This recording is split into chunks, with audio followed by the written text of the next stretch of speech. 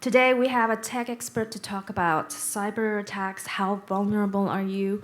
We're all aware of these huge wholesale data leaks at corporations that's been making headlines in the last year. This weekend I had to change my Yahoo, Hotmail, and Gmail account because these tech companies were hacked last week by Russian hackers. Am I correct, Sunil? Yeah. And so this is kind of the era that we're in. And so today we have Sunil Rathour, co-founder of Eagle Eye Systems Hong Kong, to talk about how our companies are on the risk of hackers and more. Sunil has 15 years of experience in IT in major institutions like the CLSA. He's also set up his own company last year to offer cybersecurity solutions to companies large and small. Everyone, let's hear what he has to say.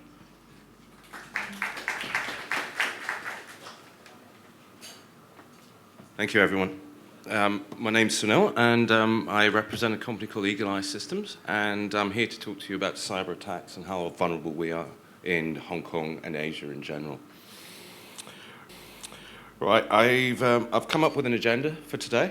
I'm going to give you cyber threat definitions, give you a sector overview of cybersecurity. We'll look at the global cost of cybercrime annually, who's at risk, the current cyber threat landscape with examples. Sorry, it's too loud. And cybercrime in Asia. And finally, to end with, I'll show you ways to tackle cybercrime. All right, we're going to move on to my first slide. It's a cyber attack definition. It's an offensive maneuver by individuals or organizations that targets computer information systems, infrastructures, computer networks, and personal computing devices. In the cybersecurity sector, there is increasing public awareness of hacking problems, security problems, on digital problems. There's also a greater understanding of the effectiveness of nations targeting each other. China targeting the US and vice versa, Russia as well. Hackers are also now seen to be a real threat to social stability. There are various hacking groups around the world. I think the most famous one is Anonymous, who've had their name in the paper quite a lot over the last year. Privacy is becoming quite a big topic globally. Personal information has become a real market value, and it's lucrative. 10 years ago, we'd create a Facebook account with no issues whatsoever. Now, not so sure if your personal information wants to be out there. So people are actually leaving Facebook because of security and privacy concerns. Social expectations of privacy management with IT firms are changing drastically. With all the data being leaked onto the internet, people are being more and more concerned about their own privacy and the data that's available. Anyone can hack these days. It's really easy. Tools are very simple. You can just install it on a computer and you can just click and run. There's digital currencies now with Bitcoin. There's highly liquid assets available online which can be hacked and has been exposed. Things like NFC, PayPal, Google Wallet will all become targets of digital theft. It's all just a matter of time. Hacking will become more prolific before the threat is minimized. Exploit development for hackers is going through the roof right now.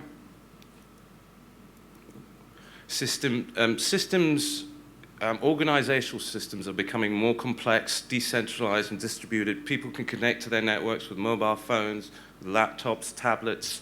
There are plenty of security holes everywhere. Big data That's can be used either for defense in organizations to check holes, to monitor your system, but hackers use it as well. They collect information from organizations, look at the data, pull the information that's required, and develop their attack vector to attack an organization. Real-time monitoring and response will be critical to defense moving forward. Ongoing defenses require constant intelligence inside organizations. Real-time responses require contextual familiarity by understanding the environment over a period of time.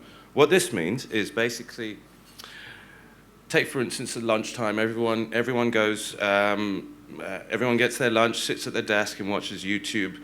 The network utilization rate will go up. This happens possibly on a daily basis.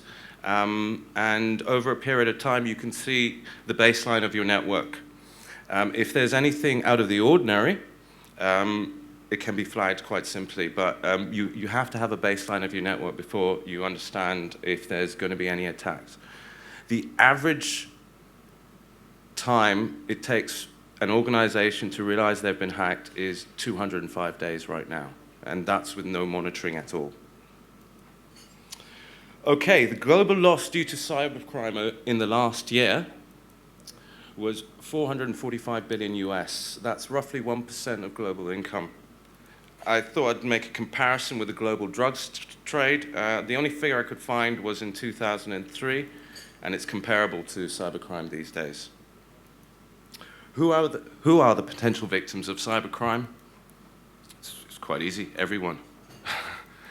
I mean, if companies like JP Morgan, Sony, VTech in Hong Kong, NatWest, Fonseca, the Bangladesh Central Bank, nuclear power plants in Iran and in Germany, and even Apple were in their app store. I think most organizations around the world are potential to being hacked. Right. Who might be attacking you? Right. Cyber criminals obviously interested in making money through fraud or from the sale of valuable information. The motivation of an attacker can vary from demonstrating their technical prowess for personal kudos or financial gain. A good example is, as I said just before, the Bangladeshi Central Bank, which I've got a nice picture there. Right. Industrial competitors and foreign intelligence services interested in gaining an economic advantage for their companies or countries. A good example for that would be the Stuxnet virus, which ravaged the nuclear facility in Iran quite a while ago. Stuxnet is a computer worm that targets industrial control systems. It's one of the most complex viruses ever made. Nobody has openly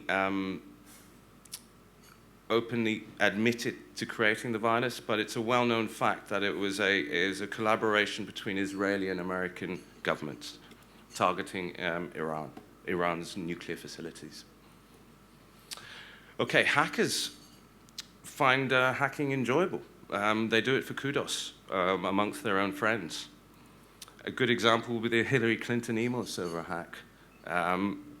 No money was made out of that. The hacker who broke into her accounts, a Romanian guy, his nickname's Gusifer, breached her email server in 2013 and carried on for 2 years undetected. He did it for kudos, and he's currently now in a holding cell in Alexandria in Egypt waiting deportation to the United States. Hacktivists, it's a new word. It's a cross between a hacker and an activist who wish to attack companies for political or ideological motives. Great example of this would be the Panama Papers and Fonseca. I guess we're all the majority of you are journalists here, and this story I think broke 2 weeks ago, and has been ongoing since. Really, you see it in the papers all the time. Employees and ex-employees with legitimate access either by accident or deliberate misuse. Great example, Edward Snowden in Hong Kong and the CIA. It was an inside job. He thought it wasn't right and decided to reveal to the world what the CIA were doing. Now he's living in Russia in temporary asylum. Okay, I'm going to go through the cyber threat landscape and bring you through a lot of the terms. Hacking is the process by which cyber criminals gain access to your computer. There's readily available information online about hacking tools, techniques, and malware. Makes it easy for even non-technical people to start hacking. It'll take you about 24 hours. You just have to Google it. Viruses, we all know what they are. Malicious computer programs often sent as email attachments or downloads to infect a computer and computers of everyone on your contact list. Now, just visiting a website can start an automatic download of a virus or an email attachment. Botnets. Collection of software robots or bots, computers, create an army of infected computers, call them zombies, that are remotely controlled by the hacker. Your computer may be a zombie, but you might not even know it. A DDoS attack. A DDoS attack is when a malicious user controls a network of botnets, zombies, or whatever you want to call them, to sabotage a specific website or server. Spyware and adware. Software that secretly collects personal information about you, often in the form of a free download. Installed automatically or without your consent, difficult to remove, and can infect other computers with viruses. Phishing. Fake emails, text messages, websites created to look like they have been sent from authentic companies, sent by criminals to steal personal and financial information. There was a state in Hong Kong, I think about 2 years ago with HSBC, when there were a lot of phishing emails that went out. The only way you can spot the difference between a real HSBC email and a phishing email is if you look at the URL, it'll be slightly different. It won't just say HSBC, it'll be hsb.c.com or something like that. So be vigilant there. Spoofing is similar to phishing. It's a website or email address made to look like it comes from a legitimate source, like a friend. And it will look like a message from your mate with an attachment. You click on it and you'll be redirected to one of these sites. Farming. Similar again, but it redirects you to a legitimate URL and installs something and then forwards you onto an illegitimate website. Even if you enter the URL, your computer's already been infected and you'll be taken there straight away. Ransomware. This is the biggest thing we have right now. There have been 2,900 new ransomware programs that have been released in the first 3 months. It's the most prolific out of everything right now. Malware restricts access to your computer or files and displays a message that demands payment to regain access to your files. This has been prevalent in the news very much so in the last month. More and more ransomware programs are being released in the wild. As I said, 2,900 over 3 months is more than the whole of last year. You've probably heard of BitLocker, where a user would click on it, they would encrypt all their files, and they'll demand all their payment by Bitcoin to de-encrypt your files. And in most cases, once you made the payment, they don't even do it. Okay, you get these through emails and malicious attachments and website pop-ups, pretty much like everything else. Spam. Mass distribution of unsolicited messages, advertising or pornography sent to addresses found on the internet through social networking sites, company websites, and personal blogs. Email clients now take into account spam. You probably won't see it in your inbox anymore. It'll be going into your spam folder or your trash folder. Doesn't seem to be too much of an issue, but there are a lot of countries in Southeast Asia that are prolific in producing spam. A good example would be like Vietnam, Thailand. Well, we'll come to that in a bit. Worms, possibly the most complex type of virus you can find. Worms don't need to be sent out. They work by themselves. They propagate from computer system to computer system. You do not have to touch. You do not have to click a payload. It will, if you're on the internet or on a network where a worm has infected, you will be infected. They live in your computer memory. They are not downloaded into your computer. They don't damage all to the hard drive, which makes sense, and they propagate by sending themselves through a network or the internet by themselves. Trojan Horses. As the title suggests, it's a malicious program that is disguised as something else, and it's embedded within possibly legitimate software. Sony had a rootkit which they released 10 years ago, and that did not end well for Sony. They had very bad press publicity afterwards, and they had to provide a fix to people who had downloaded it. Wi-Fi eavesdropping. This is becoming a bit more prolific these days. Basically, people listening in onto other people's networks through Wi-Fi, standing outside. And in some networks, you may be able to access files off your internal network. This is advanced persistent threat. This was the most prolific until ransomware took over about 3 months ago. This is basically a set of hackers who orchestrate a heist. A good example recently is the Bangladesh bank. They gain access to your business network, and they sit there. They sit there for months. They gather information, and once they have enough information, they'll hit you for data, for money, various things. Bangladeshi bank lost 81 million US last week. Potentially, they could have lost about 900 million, but someone in Deutsche Bank noticed a typo, called up, and it was stopped. If that wasn't the case, they'd have got away with close to $1 billion US. Okay, advanced persistent threat. I think I've pretty much covered that. Okay, cybercrime in Asia. I thought I'd run through a couple of the countries and how they're dealing with it in Asia. Hong Kong. Okay, last year, 5,000 hacks were recorded, up almost 50%, according to the Hong Kong Computer Emergency Response Team. The rise was fueled by a fourfold rise in website attacks as phishing, malware, and infecting people's smartphones with viruses. I've got more in Hong Kong. Well-known case, VTech.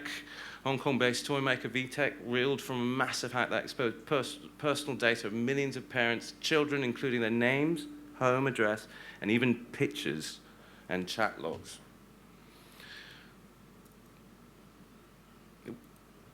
China. China continues to feature heavily in internet security industry threat reporting.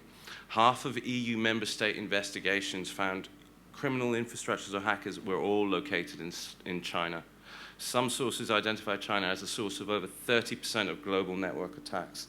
Along with India and South Korea, China features in the top 10 lists of countries hosting botnet infrastructure. China also maintains one of the highest malware infection rates globally, and is subsequently home to one of the highest proportion of global bots. India, Indonesia, Malaysia, Taiwan, and Japan also host significant bot populations. Japan. Japan is playing an increasingly significant role as both victim and source of cybercrime. It is a major source of spam and has the second highest global detection rate for ransomware. India. A detailed report was prepared by the Associated Chambers of Commerce and Industry of India, in which it stated that the number of cyber crimes in India may touch a humongous figure of 3 million in 2015, almost double the level of the last year. This trend seems to be in Asia. Everything is doubling year on year. Hong Kong, Japan, India, Singapore. Now, this was a weird one. The Lion City is the largest source of phishing per capita in the world. Average loss per victim in Singapore in 2012 was $657 per person, compared to 197 globally. This suggests as nations and economies develop, the impact becomes more severe and the consequences more dire. This is an extremely worrying data point. Indonesia is the second most targeted country for cyber attacks following Vietnam in Asia. The country is reported to be victim to 3.6 million cyber attacks in the past 3 years. These attacks are targeted at both public and private sector. If we look closer at the cyber threat landscape in Indonesia, from January 2012 until October 2012, the most attacked websites were government websites with the domain go.id. Indonesia overtook China as the #1 source of cyber attacks in the second quarter of 2013.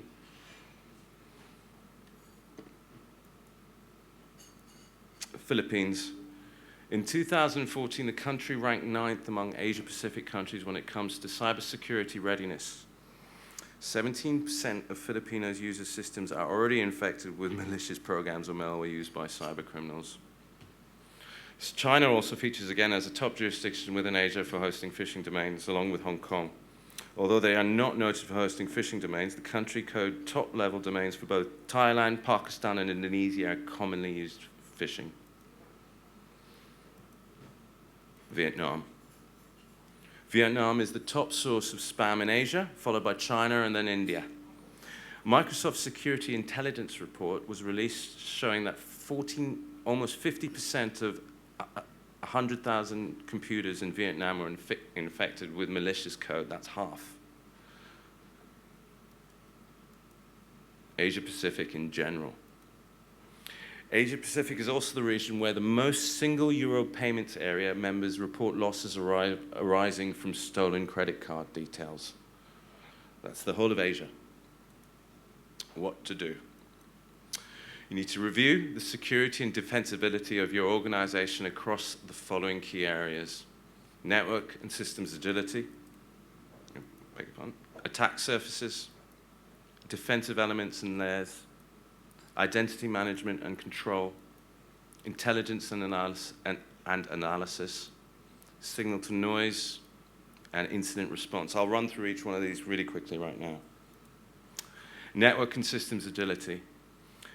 Right, the network's capability to adapt to changing requirements and threats. These requirements are of course not limited solely to the IT domain, but also speak to commercial and organizational drivers such as rapidly evolving business models, viciously accelerating innovation cycles, and changing expectations of the modern workplace. If you get hit by a virus, how quick is it for your network to recover from something like that? That's something we really need to look into in a lot more detail. Attack surfaces. The attack surfaces are basically a representation of attackable points. They can be technical attack surfaces or human attack surfaces. You have attack surfaces like websites and servers online. You have people. People are probably the most prone to attack. People are easy to fool. Information for people are readily accessed online. In order to guess a password, it's a lot easier these days than it was before. Social engineering has gone through the roof, and I personally think the human attack surfaces are more dangerous than the technical side. Defensive elements and layers. Okay, this looks at your architecture, basically, of your network, the procedures you have in place, the protocols you use, strategies, technologies, and systems which offer mitigation of the addressable risks appropriate to the organizational requirements. Identity management and control. This is basically access control. And if you control that, it will make it a lot more difficult for a hacker to penetrate your network. Intelligence and analysis. It takes 205 days to figure out that you've been hacked for most organizations. With intelligence and analysis, it'll be a lot quicker. The organization should have the capability to accurately and effectively capture data from the network and make decisions out of it. Signal to noise. Examines the current reporting and analysis framework. That's using your intelligence and analysis, you work out whether you're being hacked. As I said before, you work out a baseline for your network, and if there's anything out of the ordinary, it looks like you will raise the alarm and escalate accordingly. Incident response. Well, the incident does not potentially have to be IT related. It can be related to anything security, but to have a methodology in place to tackle incident response is critical for all organizations these days. The cost of hacking is decreasing globally, while the cost of resolving a cyber attack is rising, resulting in something called an asymmetric warfare problem. Cybercrime transcends national boundaries. A transnational crime spree is currently underway with accelerating ferocity. The only solutions to asymmetry in a conflict are high-resolution intelligence, reliable and usable analysis, and highly targeted and restrained neutralizing actions. It really is a war out there, and I will show you something right now to prove it. Excuse me. This is a real-time model on hacking that's actually going on this very second around the world. You may think it's not showing. Oh dear, beg your pardon. Hang on. Excuse me. Can you see that? Okay, this is real time. This is what's going on. It's not being underreported in the media at all. This is all going on real time. As you can see, the country with the biggest, where the attack origins are coming from right now, it's China, Brazil. I can tell you I've looked at this for a certain time. Russia's up there, and so is the USA. The attack targets, USA by far the biggest one. Right now it's United Arab Emirates and France in second and third. And Hong Kong isn't in the list, and I saw it earlier and it was in the list. Anyway, I'm going to leave you with that. Thank you very much. I hope you enjoyed that, and I'm here to accept any questions. I mean, you're always told not to use the same password, but you forget them. Nobody's that organized. I mean, what advice can you give on passwords? Personally, and password management. Personally, I'm not a big fan of passwords. They're either too short and easy to guess, or they're too long and you'll forget them. There's something you can use, a password wallet, which is encrypted, and it contains all your passwords inside. That's something we use internally right now. You open it up, it's all encrypted, and you can copy and paste your password from there into the browser. That's how I would manage it right now. They're talking about biometrics coming into it, but to tell you the truth, once you've hacked into a biometric system, you can't change your fingerprint, can you? Or your pupil. So once you've been compromised, there's no way back. So what I'd recommend people to do is do two-factor authentication. So you have a password, and then you have like with HSBC, you have an RSA device, which is consistently producing not random numbers, but numbers that are that can be computated and accepted, so you can gain access to whatever system you want. I hope that answers your question. I have a question actually about the cost of cybersecurity solutions in Hong Kong on average. I know there's no one-size-fits-all answer because all companies are different in size and industry, but what's kind of a budget that small companies or large corporations should have, and what do you normally see on average? No spending on cybersecurity. Oh, God. Is what I've That's not good. seen quite prominently. In general, the general rule we stick to is it should be 10% of your IT budget. But in most cases, we're talking about 0.5 to 1%, or hardly anything at all. People don't spend money on security until they've been hacked. Any more questions? Oh, Tara. Hi, I have two questions. One's practical, one's theoretical. The first one, the practical one, is maybe if you think about how phones used to be bugged, you might be able to detect you're being listened to if you hear a bleep over the line or something like that. Is there a way that you can check your computer to get a sense of whether somebody's in there? Are there little tricks for the layman to kind of search around to look at? There are applications you can download and run on your computer, or just go to, I mean, there are certain websites you can go to, click, and they'll do a scan of your computer and let you know what there is. Can you give an example of one of those diagnostic tools? Offhand, There's so I many think out Symantec there. and McAfee both do tools themselves. Kaspersky Labs do. Black Box. There's plenty of security organizations out there that have these tools, and they're readily and freely available to the public. Thanks. On the more theoretical note, this cybercrime is increasing and dramatically in Hong Kong, as you mentioned, at the same time as Hong Kong and other parts of Asia are trying to build the fintech industry. So I'm not really sure how that works together. If computers aren't safe in Hong Kong, and now we're supposed to be doing our banking increasingly online, don't we have a bigger problem coming along? Almost certainly, yes. I mean, banks are being hacked on a daily basis. I just got reports about a Saudi bank having their records published online 2 days ago. The same hackers from Turkey who accessed the Qatari bank a month ago.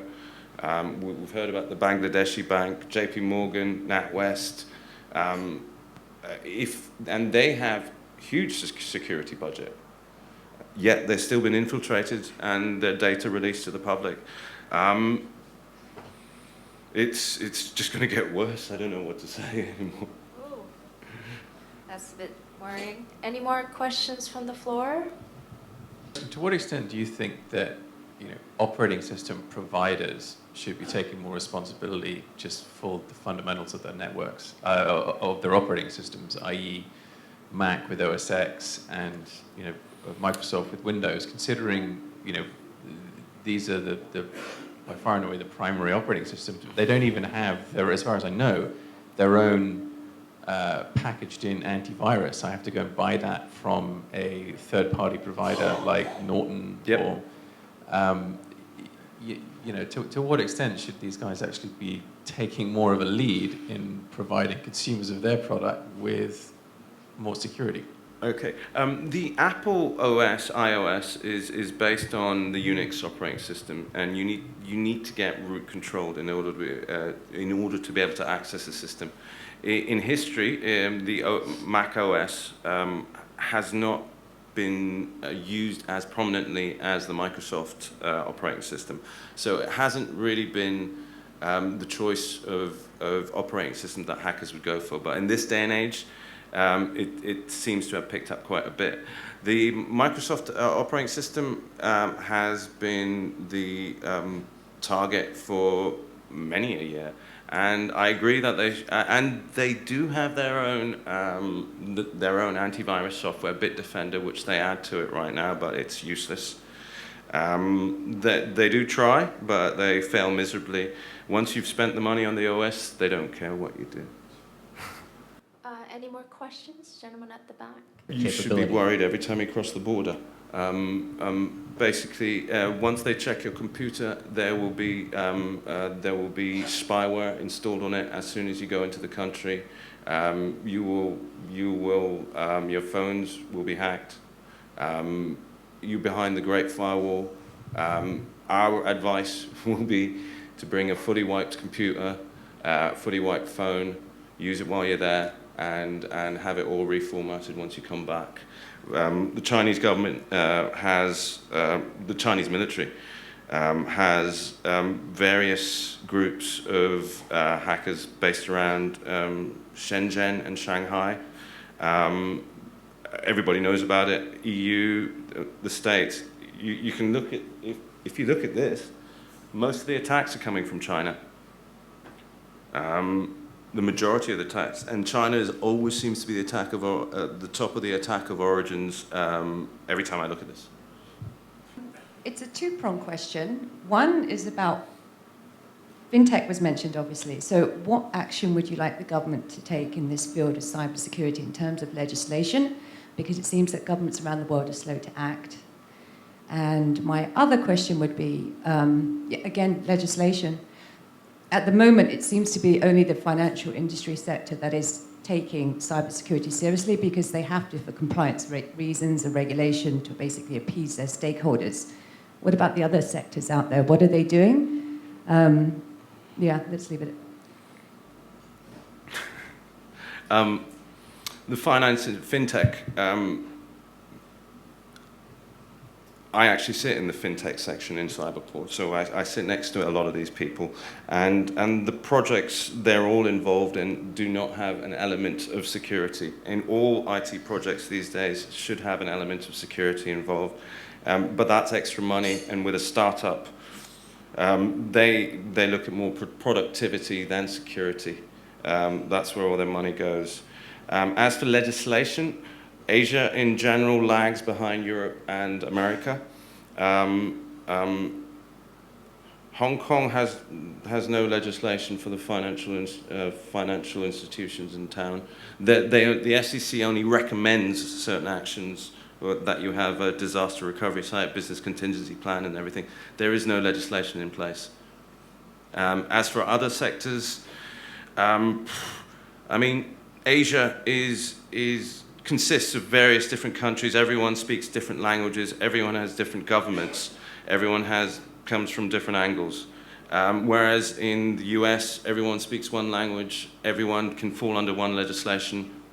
Europe, maybe not so much, but at least you do have the European Union. Whether it lasts or not, I don't know. But Asia in general is different governments, different mindsets, and different interests, really. And ASEAN has made the right noises about having an ASEAN cybersecurity place where everyone can share information, but nothing's happened yet, and they're all pulling their feet. Something that needs to be escalated somewhat, a lot more than it is right now. Any more questions? There's a gentleman over there. Hi, I'm Conrad. Cybersecurity is very sophisticated and there are many components. And one of the key issues you just mentioned was ransomware, so as well as crypto locker. Yes. So are there any effective way to prevent the ransomware attack?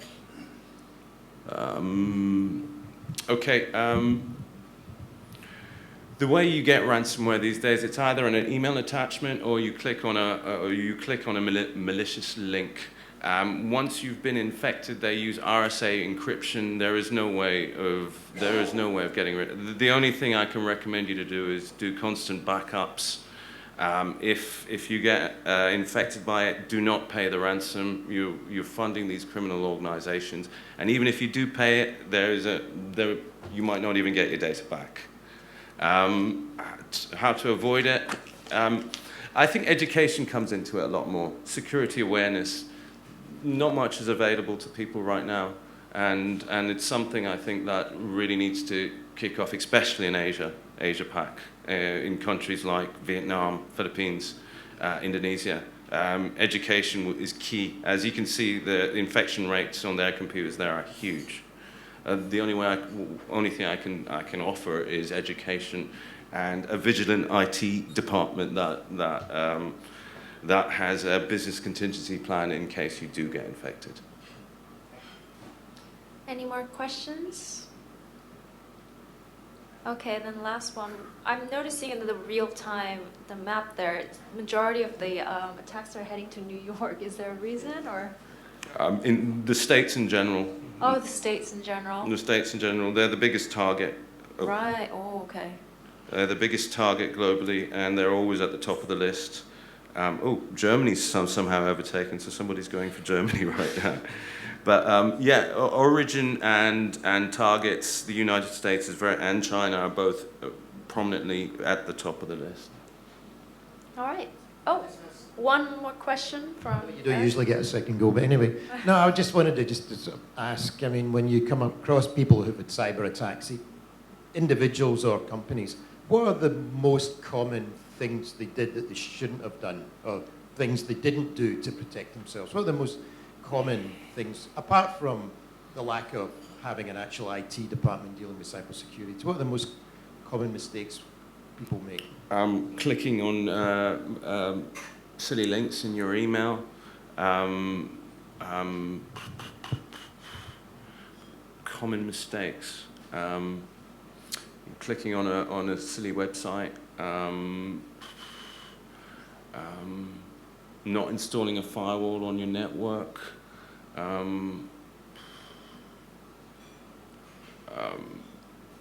about it. Really sorry. Okay, that's it. Thank you, Sunil. Oh, cheers. A token of our appreciation. Well, thank you very much. Cheers. Thanks, everyone.